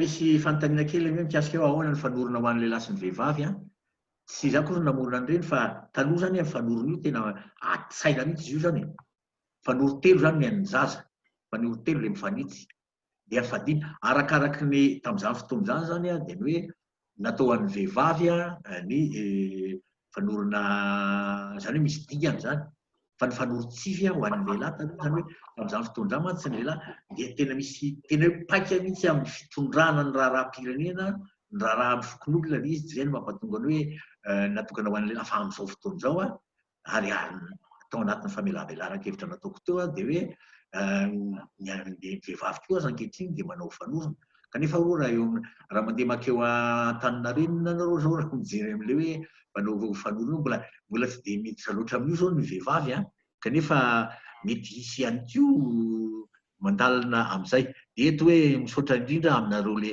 amin'ny fankasitrahana ataonareo satria zava-dehibe ihany koa ilay izy ireny aza nge be dehibe araka ny voalazany zareo tsy mety hoe volana talan-droa tsy mety lany be dehibe ny zavatra azo tenenina saingy voafetra ihany ilay fotoana ka dia zaraina no arak'izany ny mikasika anio ary ireo le fanontaniana hoe taiza daholo no nahitana an'ireo ohabolana mampisaotra antsika satria amin'ireny le fivorian'ny sy mpihima amin'ny fampirantiana etsero eny dia efa misy ranty eo dia fanangonana ireo le ohabolana samihafa ary ireny zany ro ataontsika bankangony ireny mety anako lazaina angamba rehefa zao raha matofoloha mikasika an'izay fa dia avy amin'ireny aloha ny nanangoan'ireny satria fa dia mankasitraka ary mbola mampirisika antsika rehetrarehetra ihany anangona averiko an'indray tsy hoe zay akory ny mpisoronafo dia zay voalazanay dia marina feno daholo fa ohatra manitikitika ihany natao hoe andratsira ihany zay ary rehefa ohatra ianareo ka avy amin'io fanontaniana izao mahafatsiary fa hoe iny ianareo ka dia mankasitraka indrindra araka izany. Andriamatoa Ranjato hoe mbola misy ambaranao ve mamarana azy? Eny tompoko manontany eny manantitra ny fankasitrahana feno tompoko amin'ny reto mpandray anjara na ireo lay nanao fanontaniana zany na ireo nanao fankasitrahana na ireo nanaraka amin'izao takalo andiany fahatelo ao dia samisika menakavo tain'Andriamanitra veloma ny aina soavatsarapiny. Eny ary tompoko misotra indrindra ihany koa aminareo nanaraka anay eny le hoe masotsokona aho ka kely ananana no ahiratra fizarana ihany ireny averina ihany koa fa karazana ka fanitikitihana ilazana aminareo isika ato amin'ny simpima tsy voatery amerina fotsiny fa andalina sy anao takalo ifanakalo indrindra ary ny takan'izao na mivantana na avy amin'ny ton'le teknôlôjia izao no ahafahantsika mifanakalo ary avy amin'izay ihany koa dia izay konge zany mba miandry ny fikarohana avy any aminareo ary io ary dia mampirisika amin'ny fisorohana afo manaraka satria aminareo mihaino zany fantareo misy bedibe sy manako lazaina ary zay koa miandry anareo mba hitonga ny metinareo fa dia mankasitraka indrindra ary araka ny atao zany zao dia hoe misy fikasako aorinakely zany velakevitra ataoko ireny atao anaty boky dia raha ny velakevitra natao tsy niteto any fa ny tany amin'ny akademia angamba mety misy matevitetina ihany fa ny kabary aloha dia azontsika atao ihany mamitina an'ireny mba ho ampelantanantsika aoriana kanefa tsy dia amin'izao moa zany mbola tena ao anatin'ilay fiboahany sika fa dia iny anie vita soamantsara ity fiboahany ity dia efa samy mieritreritra no hanatsarana an'izany misaotra indrindra raha matofolo anao angamba ny mamarana azy Eny ary tompoko lasy tompoko vavy na dia tiana aza ny hiaraka dia rehefa tonga ny fetra dia tsy maintsy hisaraka eto ihany isika rehetra anterina hatrany ny fisaorana sy ny fankasitrahana an'ireo mpisoronafo dia izy mirahalahy zany efa intelo ny sesy moa zany no nanatanteraka izao takalo dinika morom-patana izao isika ary izy ireo hatrany no mpisoronafo ny antony izy no notendrena ho filan-kevitra siantifika atao anatin'ity takalo dinika morom-patana iarahana amin'ny foibeny fimpihima maneran-tany ity nanomboka izy ireo satatra Ambavarano ihany ny Manetsabe mbola ho avy manomboka ny volana aogositra ho avy izao ny voalohany volana aogositra izany dia andray anjara amin'izay isika rehetra izay afaka ny soronafo mety tsy isika ihany koa fa misy ireo mpiara-miasa amintsika izay afaka ny izara izany fahalalana izany dia alefatsy amin'ny foibe zany mahakasika ny lahadinika tiana hoentina amin'ity takalodinika amorom-patana ity. Dia ankoatran'izay moa maro ny fanontaniantsika ny fotoana voafetra amin'ny manaraka ho an'ny takalo manaraka arakaraka ny lohahevitra dia mety ho lohahevitra iray ihany no dinihantsika mba ahafahantsika rehetra mandray anjara teny tena anao takalo tokoa ao anatin'izao takalo dinika amorom-patana izao. Misy fandaminana manokana efa nivoriana ny araka tamin'ny Brofbe ary efa fantatra ny filoam-paritany ny amin'ny fisoratana anarana ho mpitakalo dinika amorom-patana maharitra zany eto anivo ny foibe koa akasitrahana ireo efa nisoratra tamin'izany misy koa ireo mbola tsy nisoratra dia aza misalasala manontany ny filoam-paritany. Dia ankasitrahana ihany koa isika rehetra mpandray anjara na tratra 100 mahery isika misy 770 moa zany eto amin'ny Zoom dia misy ihany koa ny manaraka amin'ny Facebook izay no ny fangatahany maro tsy nanana fahafana amin'ity fampiasana ny Zoom ity. Ankasitrahana avokoa isika rehetra. Eto am-pamaranana ary dia ny takalo manaraka zany dia ny voalohany volana Aogositra ary isy ihany koa ny herinandron'ny kabary ho toto-saintsika ny 7 ka hatramin'ny 15 ny volana Aogositra mbola ho avy ny fandaharam-potoana manaraka. Misy ny fanontaniantsika momba ny tsy nitody anjara lahatra vitana mampanantena anareo izahay fa ho ataontsika lahadinika manokana mihitsy ny mikasika andreo fa tsy ho vitantsika teto moa izany rehetra izany. Ary farany ankasitrahana koa ny Brofbe mpiara-miasa ny lafiny teknika rehetra izay nafahantsika nanatotosa izao takalo dinika amorom-patana izao tsy nandriandro tsy nandrialina izy ireny ary nafoy fotoana hatrany. Dia ireo filoha rehetra manatrika eto ny Brofbe ny mpampianatra sy ny talen'ny fampianarana dia iangaviana indrindra mba hijanona vetivety fotoana fohy fa hisy fampitam-baovao ao aorianan'izao fotoana izao dia makasitraka antsika rehetra tompoko amin'ny manaraka indray. Ny tahirikevitra moa dia ampitaina aminareo izay nanome ny mailaka aty anivo ny foibe. Makasitraka tompoko.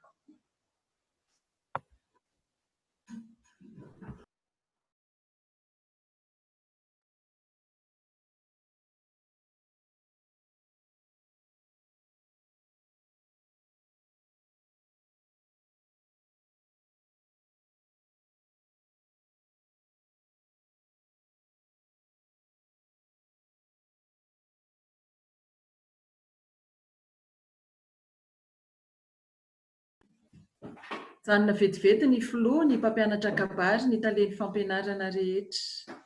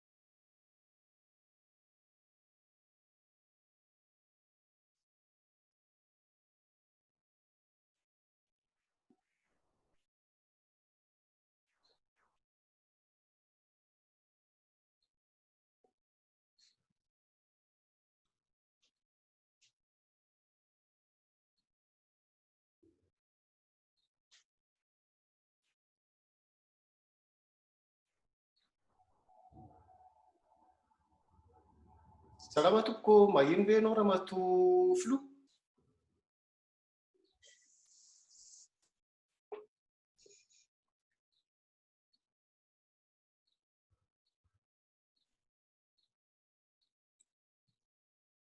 Salama tsika rehetra. Salama. Salama ianao talen'ny fampianarana. Salama Ramatoa Filoha. Zaho mpianatra voavoaka tamin'ny herintaona, asa angamba mety tadidin'ny talen'ny fampianarana, babahino. Oui.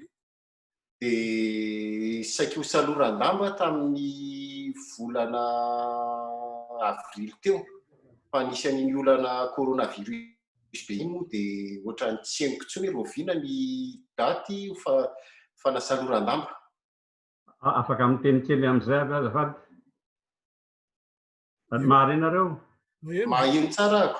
Miarabany babaina aloha izy moa ilay avy any Strasbourg rehefa mifihinan'ny renina ka dia hoe noho ny zava-misy tokony natao tamin'ny 20 novambra ilay izy fa dia mbola ahemotra amin'ny aoriana izany hoe efa tamin'ny aoriana satria tsy azo atao ilay zavatra fa dia lazaina ihany ianao amin'ny fotoana anaovana an'ilay izy noho ny zava-misy ny tsy ahafahana manao azy fa ianao dia efa ny olona rehetra fampanadihana sy hoe efana dia efa raisinao mpikamana sy afaka manaraka takalo daholo. Azafady fa tsy dia eo. Tsy maninona filodera dia misaotra betsaka amin'ny valim-panontaniana amintsika rehetra dia mirary soatrany mandram-piona. Saika adiniko eo amin'ny filatoerana misy lalana manokana tokony arahana ve sa alongama no resantsika manokana izay babaina fa dia hoe alefaso ny mailaka osiana ty mantsy ohatrana araka ilay valazana matoa filoha teo ivren'ny filoha-paritany sy ny mpampianatra kabary sy anina rehetra tsika fa dia manokana amintsika izany fa resahana manokana. Miala tsiny indrindra mandram-piona daholo tsika rehetra. Veloma tompoko eny ary eza moa ny atako izy avitsika eto ato eny ary misy fampitam-baovao zany makasitraka antsika aloha ny zany momba ny takalo dinika morom-patana ity dia amafisina hoe manomboka amin'ny voalohan'ny volana aogositra zany ny le atao hoe atao ampitakalo dinika morom-patana eo anivon'ny Foibe ka ireo voasoratra anarana ihany zany sisa no anatrika ny takalo. Isy ny groupe Facebook izay ho atsangana ary natokana ho an'ny mpitakalo dinika morom-patana satria ny etỳ Madagasikara zany dia maromaro ireo teo andray anjara fa sahirana amin'ny resaka Zoom dia atao izay mpitakalo ihany no afaka manaraka ao anatin'io zany fa tsy natao ho an'ny rehetra. Dia isika ihany koa zany afaka mandefa ny loha-hevitra izay mahaliana antsika. Ohatran'ity niraisin'androany ity zany zao hoe tsy nitody anjara lahatra vitana dia hijerena hoe iza ny olona havanana manam-pahalalana afaka niresaka momba an'izay. Na raha ianareo koa manana olona izay heverinareo fa tokony hitondra ny takalo morom-patana mpisoronafo dia aza misalasala mandefa an'izany aty anivon'ny Foibe. Ny fampitam-baovao faharoa dia mahakasika ny fampianarana kabary. Mbola ao anatin'ny fihibohana tanteraka moa ny aty ampitan-dranomasina. Maro ireo mpianatra izay te hanao famerenana dia nanapa-kevitra zany izay teo anivon'ny Birao Foibe hoentinety ao amintsika efa mandra-pahatonga ny herinandron'ny kabary, izany hoe mandra-pahatonga ny 7 volana aogositra dia isy ny famerenana izay arahana maneran-tany. Izay dia mpikarakara ihany fa ireo mpampianatra rehetra zany eny anivon'ny faritany izay malalaka afaka nitondra an'izay famerenana izay dia misoratra anarana aty anivon'ny Foibe zany ianareo eny anivon'ny faritany zany mandefa hoe reto ny lisitra mpampianatra andray anjara. Alefanay aminareo rariva ihany hoe reto ny fotoana anatanterahana an'ilay famerenana iombonana. Dia izay ny vaovao manaraka ampitaina amintsika. Fahatelo sady farany mitodika manokana any amin'ny filoha indray zany ao anatin'ny herinandron'ny kabary dia nomena 3 minitra avy ny faritany ilazana ny momba ny faritany. Ohatra hoe izay faritany fimpima Antananarivo misy sampana 520 niorina tamin'ny taona 10 ohatra zany. Dia izay tiany ambara momba ny faritany eo zany fa omena anjara 3 minitra zany ianareo. Ho an'ireo mahavita an'izay zany dia mba hatramin'ny faran'ny volana alefa aty amin'ny Foibe. Ho an'ireo tsy mahavita kosa noho ny mety hoe fotoana tery na tsy fantatra dia milaza amin'ny Foibe izy dia ny Foibe zany no arak'izay tahiry sy sary aty amin'ny Foibe no anambaranay ny faritany tsirairay hafa ho alefantsika amin'ny herinandron'ny kabary zany ireo. Zay zany ny vaovao avy aty amin'ny Foibe asa raha misy fanontaniana tompoko. Amina fanontaniana kely Iarso tompoko. Yo Iarso. Miarabantsika rehetra. Le famontinana momba ny faritana ny sampana ve atao atsoratra sa ahoana le andefasana azy any amin'ny Foibe? Yo sotra mbola misy fanontaniana hafa ve? Miarabantsika mamy aty Canada. Maheno ve? Maheno. Okay.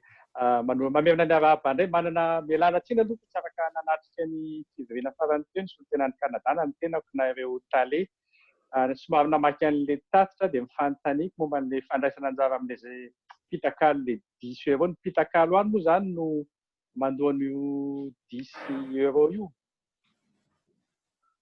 Fanontaniana hafa tompoko voaray. Ery avy à Bruxelles Ravadina Ramatofilo. Maheno ve? Maheno. Toy any any Canada ihany isy ilay misy numéro de compte zay andefasana an'ilay 10 euro sa ilay any amin'ny Andriamatoa Zary any, zay ny fanontaniako zany. Ia manampy kely azafady indrindra fa ny mpikambana tokony hanaraka ny takalo na efa manao takalo ihany moa zany no engaviana sy fitaovatra zay afaka manao takalo, zay ny fanontaniana. Eny ary ovaliako avokoa aloha ilay fanontaniana, ny takalo dinika morom-patana dia natokana ho an'ny mpikambana FIPIMA. Iza moa ny mpikambana FIPIMA? Ireo mpianatra nahazo mari-pahaizana ka efa niraisintsika ho mpikabary ary efa nisoratra hoe zay dia hiditra ho mpikabary. Misy anefa ny tranga maningana tamin'ity taona ity, mbola tsy afaka nanatanteraka fanadinana tsika noho ny antony fihibohana.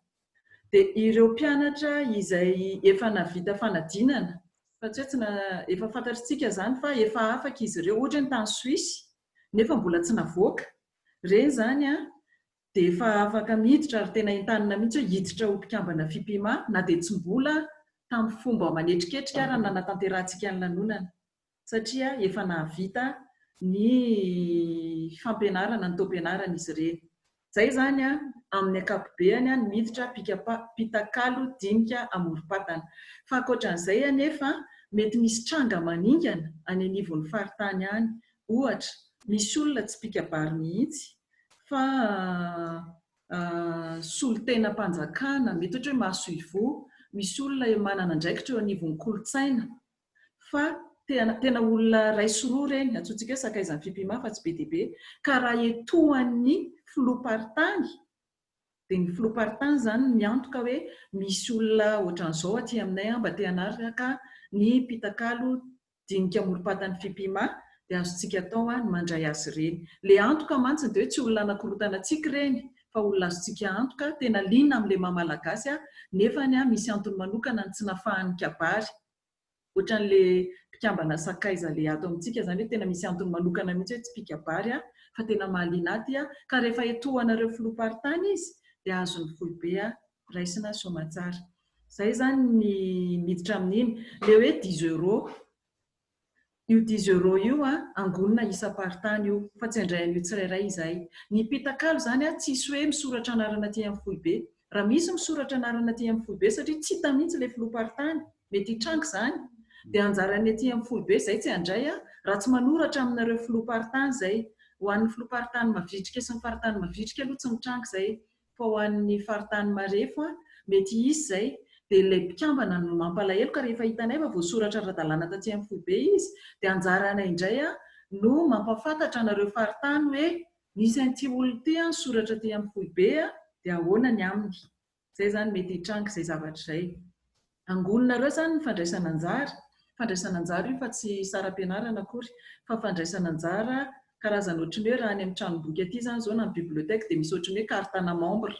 Dia ohatran'izay zany rehefa afaka izy dia manatrika ny takalo. Izay koa zany no tokony hazavaintsika amin'ny mpikambana. Rehefa tsy afaka izy fa nisy lanonam-pianakaviana, tsisy olana, tsisy hoe mahatonga felan-tsiny fa ahafahany iny zany mba hoe manatrika fotsiny izay afaka no misoratra. Dia efa voatahiry aty hoe izavo misoratra ary ny tanjona moa fa hoentina ho tapahana amin'ny fivorian'ny antenimera Foibe amin'ny volana aogositra ho avy izao dia tokony mba izy kosa karazana tsy mari-pitozona fa samy afaka mandefa ny sosikevitra tsika hoe marika mihitsy hoe rehefa navita pitakalo dinika morom-patana in-telopolo sesy ve sa impiry sesy dia mba homena marika satria mba nitompo fahalalana samy hafa amin'ny hoe pikabary tsy nanatrika ny dinika sady amporisihana antsika anatevim-pahalalana hatrany. Io moa izany mipetrakolana dia hoe pikabary ny teniteny foana manao tao foana hita daholo izany eny anivon'ny fiarahamonina. Ty sehatra ity izany ny sehatra ahafahantsika hoe mifampitaiza atao anatin'ny fikambanana dia izay ny amporisihana antsika hoe ny mpikambana rehetra mba entanina mba ho tonga pitakalo. Tsy hoe izay tsy manam-potoana intsony satria io nge tsisy hoe rehefa malalaka izany ny fanatrehana ny takalo. Ny vola ho an'ny any ivelan'ny nosy dia alefa any amin'ny Zaria. Ho an'ny etỳ Madagasikara dia alefa any Foibe ny Vantana. Roa ihany izany ny tompona andraikitry ny goly eto amin'ny Foibe dia Zaria sy Girivo. Dia isam-paritany no andefasana ny fidirantsika ato anatin'ny pitakalo dinika morom-patana. Izay ny atsika mpikambana. Raha misy lohahevitra nalahadinika dia alefaso hoe reto indray izao no tena ilaina sy mahaliana dia anjarantsika mitady hoe iza ny havanana amin'izany. Ho antsika ihany koa vonona hifampizara dia alefaso ihany koa hoe ity ny lahadinika afaka noetiko dia alefa aty amin'ny filan-kevitra siantifika dia izy ireo miteny hoe mety ity lahadinika ity dia atsika rehetra ny takalo.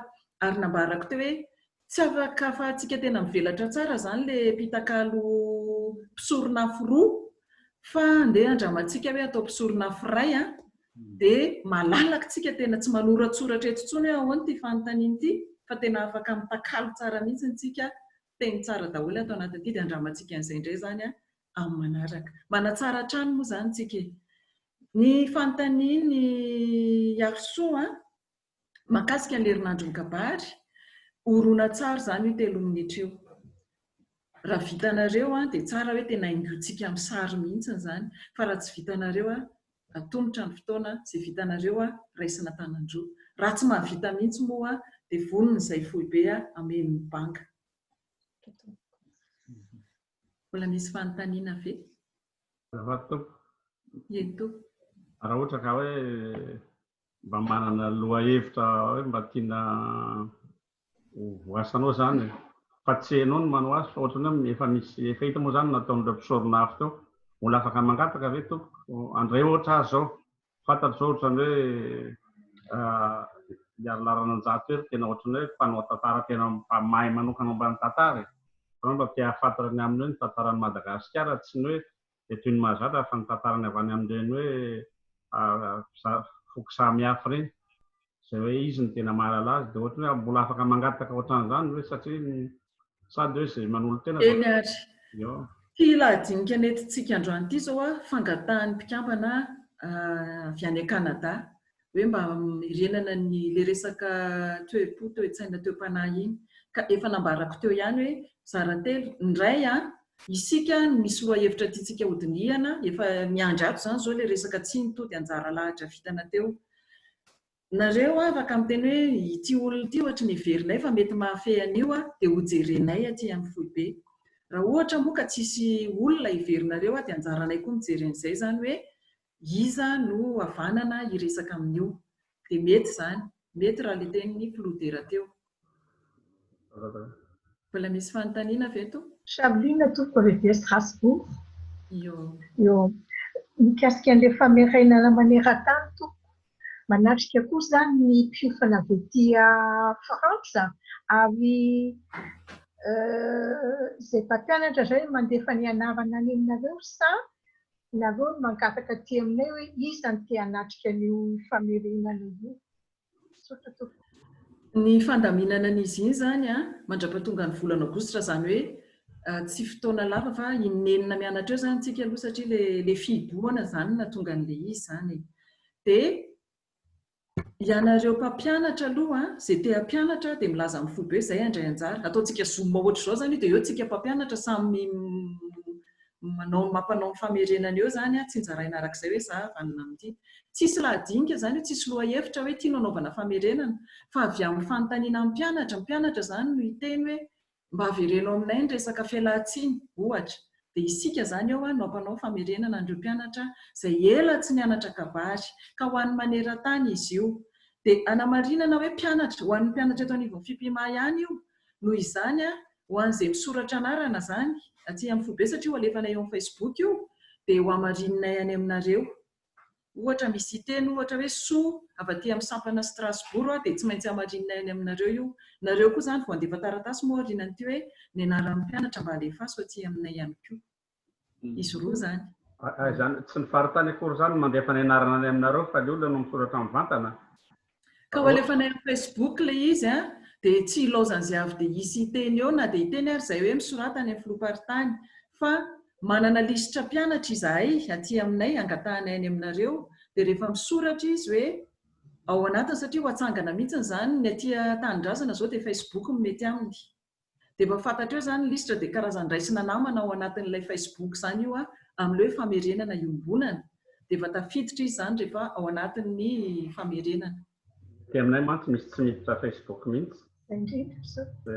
Efa niteneniko teo ihany hoe sady Zoom amin'ny Facebook ohatry ny androany zany io nataontsika io. Ny aty zany Facebook vitsivitsy ny Zoom fa ny andray Zoom dia izy roa miaraka ny ataontsika. Kanefa Facebook ho an'ny rehetra fa ho an'ireo efa mpikambana ao anatiny ao ihany. Azafady Ramatoafilo fa nazoko tsara amin'ilay fisoratana. Ny amin'ilay fisoratana mantsiny ohatra ny anay eto Frantsa dia tena misy lista mazava mihitsy ny rehetra avy mifefana eto amin'ny faritany Frantsa. Izay filohan'ny faritany hoe afaka mandefa ny aminareo sady le olona ny soratra amin'ny vantana izay no nahivo kely teo satria avy aminay misy tsy miditra Facebook mihitsy. Lazaiko amin'ny fomba hafa indray ary. Izahay eo amin'ny Facebook no ametraka fa izy ny famerenana iombonana ho an'ireo mpianatra FIPIMA tamin'ity taom-pianarana ity. Ireo mbola tsy nahavita fanadinana. Izay zany no ho ataonay eo satria izay zany eto tsy mijery hoe faritany iza na faritany iza fa ho an'ny mpianatra FIPIMA rehetra. Dia rehefa tonga ny mpianatra miteny hoe za hisoratra anarana dia tsy maintsy misy ohatran'ilay fidirana ao amin'ny Facebook ihany io manontany izay sampanay izy ianao, rantsanay izy ianao, faritany aiza ianao. Dia rehefa hitanay zany io lisitra io voatambatra io lisitra io dia amarinay aminareo faritany.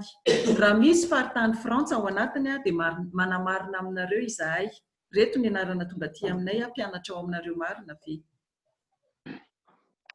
Fa raha ianareo zany andefa lisitra na mpianatra mety tsy hisy akory ohatra izao hoe andefa lisitra mpianatra aty Fianaratsoa nefa tsy hisy mpianatra Fianaratsoa an-tany eo fa izay liana manontany zany dia anontaniana ianareo. Ianareo anefa ianareo filomparitany dia ilaza ihany koa amin'ny mpianatra any aminareo hoe isy ny famerenana iombonana eo anivon'ny FIPIMA raha mahaliana anareo nareo koa zany manana lisitra dia anjaranareo indray mandefa azy makaty aminay. Izy roa zany samy miara-miasa tsika. Izay andefa any aminareo raha misy tonga aty aminay, ianareo andefa aty aminay amin'izay iverinareo fa mpianatra liana ho amin'izany. Fanamariana farany raha matofo azafady zany hoe tiako ho fatrafatra tsara aloha hoe samihafa ilay 3 minitra isaky ny sampona na isam-paritany momba ny lalàna momba ny faritany sy ilay anjara no resantsika tamin'ny alady moa zinona tamin'ny alady ariva le hoe 10 minitra hetsika ataon'ny isa-tsampana. Samihafa ireo zany Tena samihafa. Ny 3 minitra fampahafantarana ny faritany. Ohatra, raha te hisy hianatra izahay eto amin'ny FIPIMA Benelux dia amin'ny reto firenena anankitelo reto. Ka raha misy te hianatra kabary ianareo dia tonga avy misoratra anarana izay tianareo lazaina momba ny faritany, fampahafantarana ny faritany. Fa ilay resahantsika 3 minitra hatramin'ny 10 minitra, iny tena seho iny, tsisy idiran'ilay ity zany irariana indrindra mba ianareo filoha tena ilaza. Raha tsy afaka ianareo mety hoe manindry ny toniana ohatran'izany fa tena hoe fotoana iray mba ampahafantarantsika ny faritanytsika maneran-tany io zany. Mazava. Sotrandrina to. Marina kely mantsy mikasika an'ilay nataony izahay dia nanao famerenana foana hatramin'izao ho an'ny mpianatra izay mbola hanala fanadinana amin'ny volana septambra. Fa dia ho lazainay fotsiko marina izay hoe sao dia mantsy gaga ilay namana hoe ary misy indroa zany fa dia ho azavainay arak'izay ilay izy. Izao aloha tolotra ataon'ny eo anivon'ny foibe io ho an'ny FIPIMA maneran-tany. Ho anareo izay tena efa tsara homana tena tsy maninona mihitsy na hoe tsy manaraka ao aza fa tena ho an'le fiboana aty an-tanindrazana zany ny antonina tonga anay ianao an'io satria aty tapaka tanteraka ny fampianarana ka ho anareo mba tsy atompotrano miono antsika zany fa ho anareo izay tena efa milamina sy tsara homana na tsy ilaza amin'ny mpianatra azy ianareo tena tsy maninona mihitsy zany fa vao maika mety tsara fa ho an'ireo tena tsy afaka ny anao an'izany zany dia izay ny hoe fanampiana hoentin'ny foibe. Manomboka ny fanapahan-kevitra omaly moa zany dia hoe ho atao isaky ny alarobia sy alahady izy io. Ny alarobia dia ny hariva fa le ora zany tsy tapaka tsara raha misy sosokevitra ireo aloha dia tsy maninona fa ny alahady zany ny hoe atao ny atoandro hoe amin'ny ohatran'ny ora ohatra izao hoe amin'ny 4 ka hatramin'ny 9 Madagasikara fa ny alarobia zany no atao hoe ny hariva zany. Mety inenina eo angambany izy io mianatra na tsy dia betsaka aloha hatreto. Manana fanontaniana kely azafady toko. Misy fandavam-potoana ve ilay fampianarana io ilazana amin'ny mpianatra sa eo vao fatavina hoe inona no zavatra hodinihana mandritra n'ilay famerenana? Hatreto aloha zany ny dinika avy aty aminay dia hoe tsy hanao fandaharam-potoana isika fa avy any amin'ny mpianatra. Io zany tonga dia ohatran'ny hoe takalo samy mpianatra eto hoe nanao famerenana izy dia inona ny tadiaviny dia eo avy dia valiana eo no eo zany. Ohatran'ny hoe mba azonareo averina ve ohatra ny tantaran'ny vodiondry dia tongotsika zany dia avy dia mamerina eo no eo hoe toy izao ny tantaran'ny vodiondry. Tena hoe famerenana zany fa tsy hoe misy lesona vaovao lena. Tena izay mihitsy. Efa anomboana moa raha mety tsy rehetra izy nilazana atao hoe rovina moa izy manomboka amin'ny larobia izao sa amin'ny lahady izao sa fantatra ilay daty hoe fantatra fotsiny hoe inenina ozy ianao fa ny andro anomboana satria ilay laza amin'ny mpianatra. Raha manomboka amin'ny herinandro zany izy io dia larobia izao larobia ho avy izao. Misy fanontaniana kely manararaotra kely ilay fiaonana azafady indrindra satria izahay talefa Iva Andriamampandry fa talefa ampianarana avy aty Kanada dia ilay fanontaniana zany hoe alefa mivantana any amin'ny foibe ve dia inona ilay adresy andefasana azy mivantana ilay fanontaniana lazadina ho an'ilay mpianatra hanao fanadinana sa afaka alefana aminao Ramatofilody mivantana. Dia fanontaniana faharoa sao dia mba afaka azavain'ny Ramatofilo kely aloha aminay satria ohatran'ny manao tompon-tany ihany ohatran'ny karazany ohatran'ny hoe tsy mety moa ilay mianatra amin'ny azy tsy fantatra satria efa intelo zany niaraka tamin'ny Ranjatoery Andriamatoa Ranjatoery sy Andriamatoa Dokotera Rabenal Sovaltera ilay hoe renala zany sy ilay alapatana inona marina moa zany ilay renala fikarazana ohatran'ny hoe mba raha tonga mpahefanao anatin'ny FIPMA ve izy dia iza no afaka miditra ao anatin'ilay renala iza ny olona tokony azo salorana zany atao hoe renala zany ilay alapatana ihany koa afaka mba azavainao kely hoe azafady indrindra misaotra indrindra raha Ramatofilo. Eny ary momba ny lazahadina dia alefa mivantana amin'ny foibe tafika Rakotomavo talen'ny fampianarana ivelan'ny Losy dia izy indray avy eo mamerina ny lazahadina any aminareo hoe rehefa avy nydinihan'ny fiadidin-draharaha hoe reto ny lazahadina anadinana any. Izay zany amin'iny manome lazahadina 20 nareo ohatra dia 10 amin'ireo zany no averin'ny talen'ny fampianarana. Ny renala FIPMA eto amintsika misy ny mpikambana voaka dia mpikambana tsotra. Rehefa feno herintaona atao anatin'ny fikambanana dia atao hoe mpikambana raikitra dia isika rehetra mitafin'ny lamba FIPMA. Ny antsoina hoe renala misy indray ny antsoina hoe voarabe FIPMA. Ny voarabe FIPMA dia ireo mpikambana mihoatra ny 20 taona nidirana tato anivony FIPMA dia salorana hoe voarabe FIPMA ary misy marika karazana ohatran'ny fango reny izay atolotra azy amin'ny fomba manetriketrika amin'ny lanonana FIPMA sy mari-pakasitrahana rehefa feno 20 taona teto anivony fikambanana voarabe FIPMA zay. Misy indray ny antsoina hoe renala FIPMA. Ny renala FIPMA dia vao nanomboka tamin'ny 2 taona tombo vao tamin'ny herintaona no nanombohan'isy an'izany renala zany ary zokinala moa no nanomboka namorona an'izay baobaba moa zany no ohatran'ny hoe sary ao anatin'izay. Ireo zokiolona eto anivon'ny FIPMA 520 taona no miakatra. Zay zany ny renala FIPMA. Tsisy hoe fangatahana rehefa tsy feno 520 taona izy zany dia atsotsika hoe mba ho renala ray aman-drenitsika zokiolona ireny. Fa ireo mpikambana mahefa ao amin'ny akademisianina kosa ka mpikambana FIPMA dia renala avy hatrany.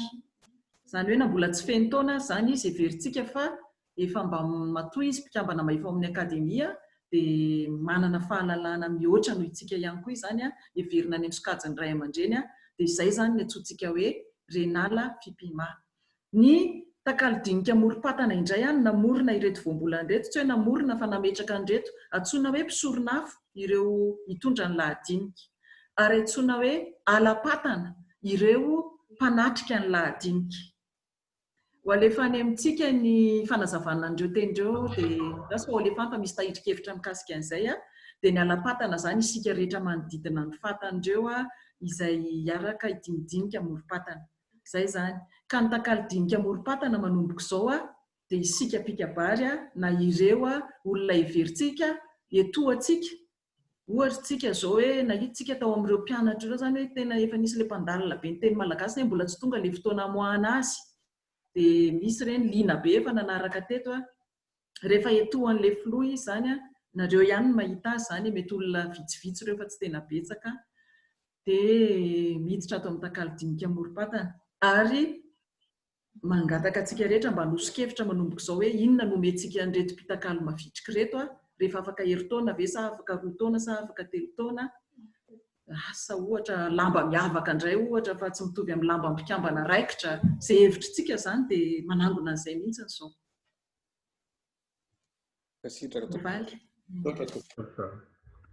Eny ary makasitraka antsika rehetra nanimbona pahampitaona izay efa tokony mbola manana fanontaniana ary so manana fiangaviana kely lahadinika novidian'ny mpikambana teto aminay fa mba afaka tonga dia ampitaiko aminao hoe fitsaboana voajanahary malagasy. Izay mba n'ireny mpikambana teto aminay mpisotra tofoka. Misy tena mahay an'izany eo amin'ny akademia ao. Eny ary dia voaray izany io mety misy tatitra ny zavatra tokony atao hoe ilay dinika vao vitantsika ihany vao izao io. Momba ny hoe inona ny tokony ny momba n'ilay daty ny fampianarana sy ny fandefasana ny vola ho any amin'ny Zakary sa Zary izy teo. Fitony fotsiny izany hoe inona ny tokony atao. Hoe tatitra ny antany Florence?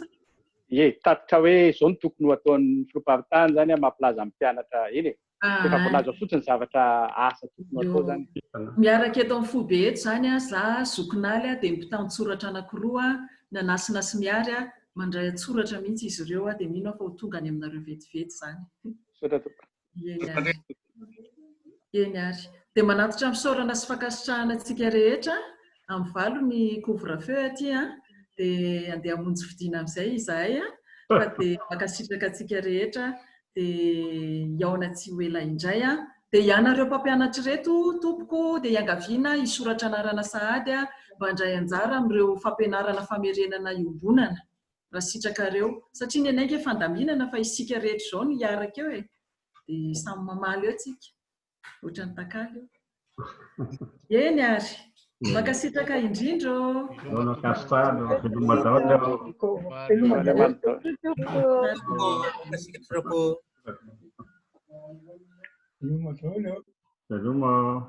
Veloma Ngara Somanana.